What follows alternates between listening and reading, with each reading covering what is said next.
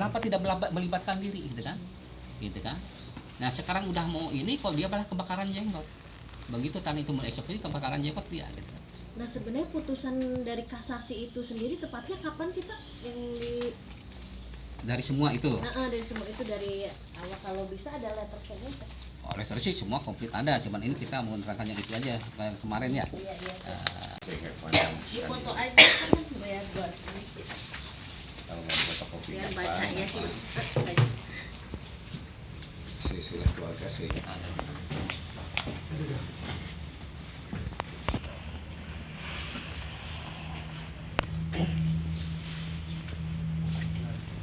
Yang bernama ketiga Ratu Sidial Aibasa dari Bapak Kiai Ahmad Rais ya, dari pernikahan Pate Jabuana dengan Ratu Nyima Sarinta.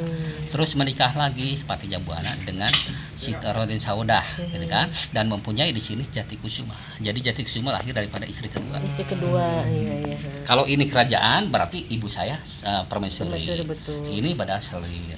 Kalau sama masyarakat biasa berarti ini istri tua dan ini istri muda. Gitu. Tapi semua kekayaan dikuasai sama Jati Kusuma telah 47 tahun selama ini.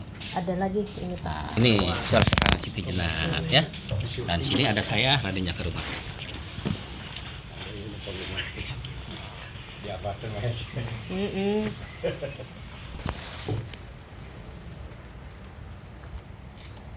Peran Jati Kusuma. Iya. Ini.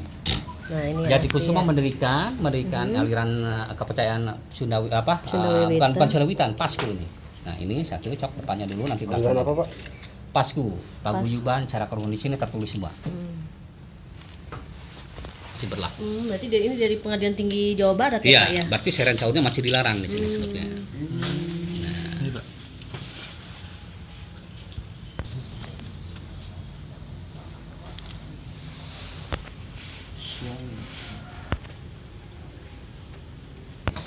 Berarti sebenarnya Awalnya Katolik.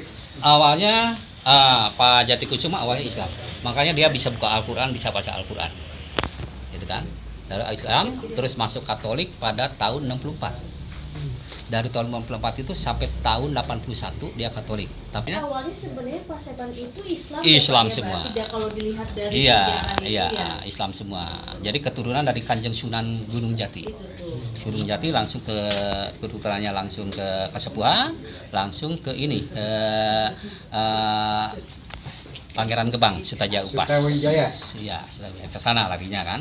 Nah, Pak Jati Kusuma itu tahun 81 menyatakan keluar dari Katolik, berkasnya ada di saya. Nah, tahun 81 mulai Katolik, dia mendirikan sebuah kepercayaan yang disebut Pasku. Paguyuban Cara Karkun Ulang. Nah, tahun 82 ini keluar SK 44. Jadi disebutkan aliran yang dilarang. Aliran kepercayaan yang paguyuban dilarang.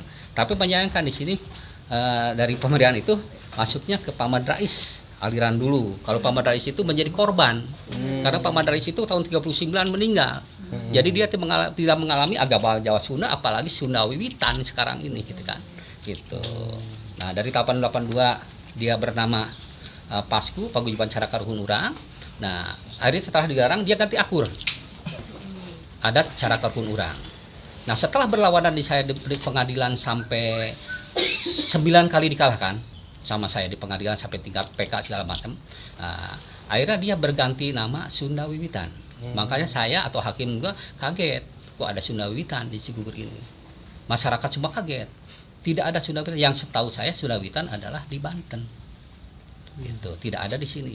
Makanya Jati Kusuma mengatakan bahwa Pangeran Madrais itu ketua Sundawiwitan ke-1. Ketua Sundawiwitan kedua Pate Jabuana, ketiga adalah Pak Jati Kusuma.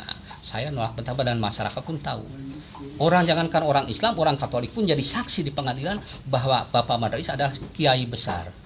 Orang Islam berdegedegan lah gitu kan, yang mendirikan pesantren dan meninggalnya secara Islam. Dan kalau Pate Jabuana kakek saya dulunya Islam, masuk mendirikan kepercayaan organisasi yang disebut agama Jawa Sunda, dan dia menyatakan bahwa agama Jawa Sunda dibubarkan oleh Pak T. Jabuana dan tidak boleh siapapun atau turunannya untuk melanjutkan ajaran agama Jawa Sunda. Semua sudah masuk ke agama Katolik dan masuk ke Islam. Sehingga Pak T. Jabuana meninggal secara Katolik. dan tidak pernah menjadi ketua Sunda Wiwitan, ketua adat Sunda Wiwitan yang kedua atau apapun. Ini Pak Sunda Wiwitan ini baru sekarang produk Jatikusuma, gitu kan. Makanya sekarang pamannya Dewi Kanti mengatakan pejuang Sunda Wiwitan sekarang itu ya terserah, gitu kan, haknya dia, gitu kan. Cuman dalam hal ini kesatu dulunya menyayangkan, dalam persidangan saya sebutkan Pak Ahmad Rais dulu dicoreng-moreng oleh Belanda, ajarannya dipelintir, ajaran Islam dipelintir, dicoreng-moreng. Sekarang dicoreng-moreng oleh cucunya sendiri, gitu. Sehingga orang Islam itu menjadi jelek lah di